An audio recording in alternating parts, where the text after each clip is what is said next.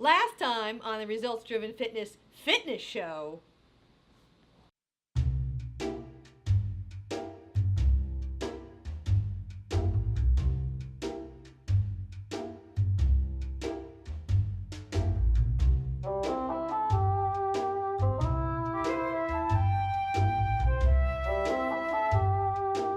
Rant alert! What is this?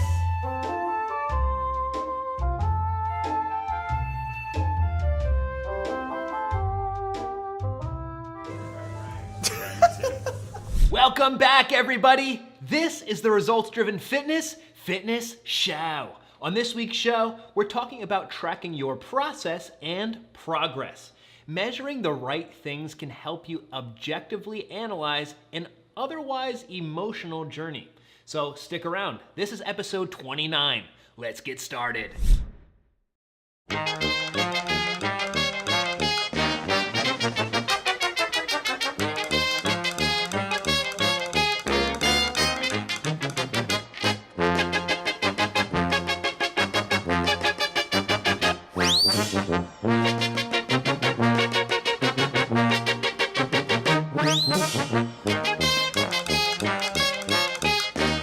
Where are the results? Welcome back to the show, everybody. Changing your life through fitness is not easy. And for a lot of people, the work they do in the gym and the lifestyle changes they make outside of the gym are absolutely necessary. Our members are trying to improve the quality of their life, rebuild their self-esteem, regain their physical independence, and in some cases, flat out save their own lives. When the stakes are this high, we have to make sure our system is strong enough to carry our members through the tough times and navigate their way to their goals.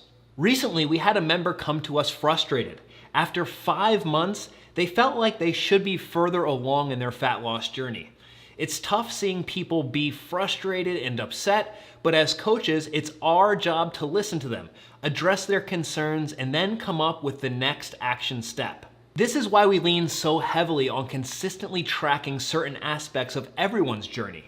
If you can give them training advice based on unbiased numbers, there is a less room for anxiety associated with working towards a life-changing goal to steer them in the right path. Remember, it's hard to change your life on the fitness journey. But before we get into what we measure, let's run through an example of what happens if we don't measure the right things. So let's say someone's goal is to lose fat and they're working out 3 days per week and they're making steady changes to their meal plan. They step on the scale one morning and after working really hard for 3 weeks, it says they didn't lose any weight. More than likely, one of two extremes are to follow. Number one, they ramp up the intensity because they assume that this just isn't working. They add an extra workout or two per week, and they make some kind of crazy pivot with their diet and start eating only grilled chicken and lemon rinds because they saw some Kardashian on Snapchat lost 35 pounds doing this. The other suggestion is they get the case of the buckets and skip the gym for the rest of the week and drown themselves in caloric beverages and delicious comfort foods galore. Either way, these may be overreactions. Weight is a poor indicator of progress. Measuring body composition will give you more telling indicators than just the scale. For example, maybe we didn't lose weight because we're better hydrated and we gained some muscle. The no weight loss picture that this person may have painted in their head actually could mean that they're down 3 pounds of fat. They're up 2 pounds of water and they've gained a pound of muscle. So the scale may have just evened out even though they've actually made progress. Now that you understand the emotional roller coaster that a lot of people go on, let's break it down so you can see what you should be measuring for a body composition goal. In terms of your process, we recommend keeping a log of what happens inside the gym and the lifestyle changes you're making outside of it. You are progressing in performance if you are lifting more weight, moving with better form, moving more explosively, or getting more work done in less time. Now, this is pretty simple. Write down what exercises you perform, how much weight you can lift, how many reps you performed with each set, and how many sets you're completing. Then talk to a coach to see if your rate of progress is appropriate for the amount of effort you're putting in. From a lifestyle standpoint, just write down what you're working on. If your focus is to improve hydration, then track your daily water intake. If you're trying to improve recovery by sleeping more, record your daily sleep. If you're focusing on nutrition, then journal your food. Write down what you eat, how much you eat, and the times that you ate it. At RD, we take our metrics further and we measure effort with the MyZone heart rate monitor and movement with the functional movement screen. As much as we love these tools, we think you can still make progress by keeping it simple.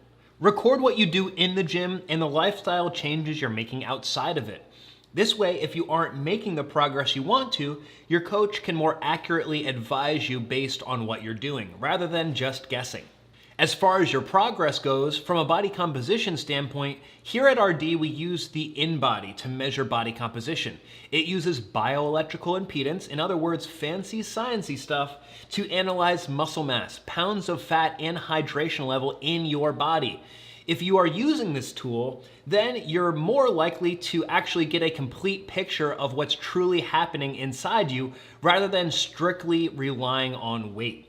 If you don't have the access to this fancy science robot scale like we do, then we recommend adding circumference measurements to the mix. Make sure to use a cloth tape, or else it might be kind of weird. Measure the girth of your chest, right arm, waist, hip, and right thigh. Make sure to measure from the same place each time. So for our results-driven family, let the InBody tell you whether you're truly making progress or not. For our extended RD family that decides to use circumference measurements, understand that if your weight doesn't go down, that doesn't mean you haven't made progress. If you're losing inches, you're making progress, so don't just rely on the scale. Now let's say you're doing all these things and you find out you actually aren't making progress. Then analyze your training and lifestyle journal. You may need to change the intensity or frequency of your exercise regimen, or you may need to continue working on your healthy eating habits. If you have the opportunity, I really would suggest talking to a coach who can help you analyze the steps you've taken so they can help you make the next step towards your goal. Thanks for joining us for another episode of the Results Driven Fitness Show. On next week's episode, we're talking about breakfast. A lot of people ask, what should I be eating in the morning? We're going to go over some appropriate breakfast choices that may surprise you. In the meantime, please make sure to like, share, comment, subscribe, follow us on all the social media platforms where you can find us. We really appreciate all your attention and your feedback. Thank you so much for watching. Record what you do. Oh, boo.